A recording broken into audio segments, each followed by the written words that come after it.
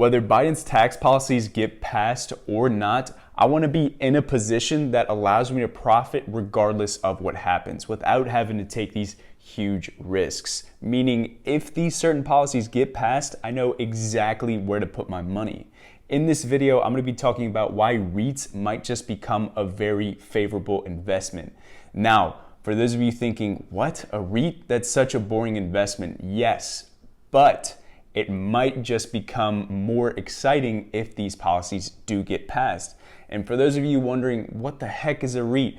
Don't worry, I'm going to explain what that is right now. This is not meant to be a political video. I just have an obsession when it comes to maximizing my investments, so I really hope you guys find true value in this video. I got the idea behind REIT's potential future growth off of an article that I read by research analyst Dane Bowler, which I just so happen to agree with.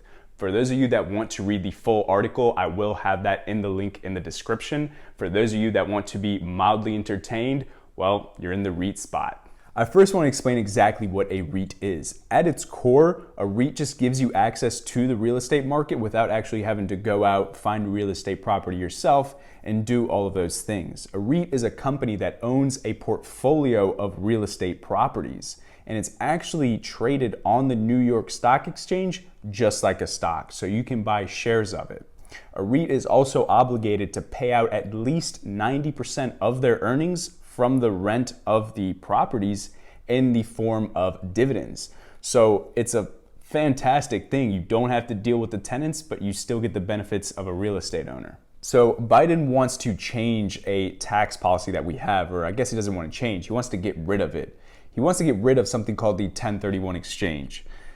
So yeah, there's another definition coming up. So for those of you that already know what a 1031 exchange is, skip ahead of this. For those of you that have no idea what a 1031 exchange is, probably skip ahead of this too because it's boring. No, I'm kidding. You need to know what a 1031 exchange is. That's a pretty important part of this video. So a 1031 exchange allows you to defer the taxes after selling a property with capital gains. And let me give a quick example if that doesn't make a lot of sense. If you buy a property for $100,000 and then a few years later it costs $150,000, if you were to sell that property, you have to pay capital gains tax on that $50,000 increase. But if you call for a 1031 exchange or you file a 1031 exchange and you say, hey, I'm actually going to use that $50,000 to buy another property of equal or greater value, the government allows you to defer those taxes to a later date. Now, this does have to be done within a certain allotted time. You have to find a property within 45 days, and then you have to execute it within 180 days.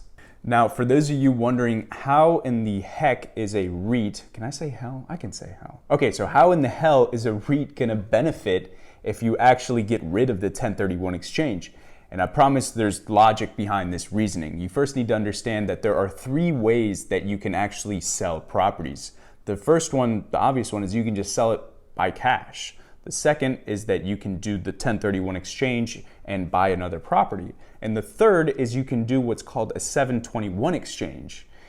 I promise this is the last definition I'm going to talk about. So a 721 exchange allows an investor to convert property into shares of a REIT. So if you have a $150,000 property, you can convert that into $150,000 worth of shares of that REIT that you were able to do the 721 exchange with. Now, I say shares, it's technically called operating partnership units, but this can be converted directly into regular shares. So my point is, if you get rid of the 1031 exchange, you're only left with two other options whenever you come to sell your property. You can either sell it for cash, or you can do the 721 exchange, which gives the business to the REIT.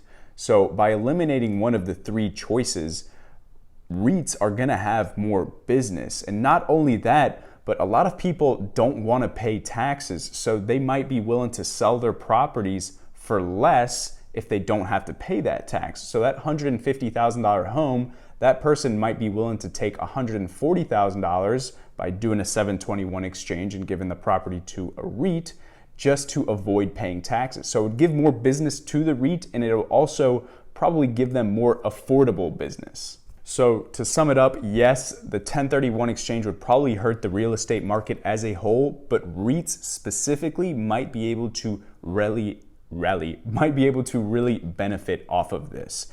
Anyway, guys, that's it for my video. I hope you enjoyed it. If you did, make sure to hit that like button. And if you want to see more content like this, make sure to subscribe to the channel.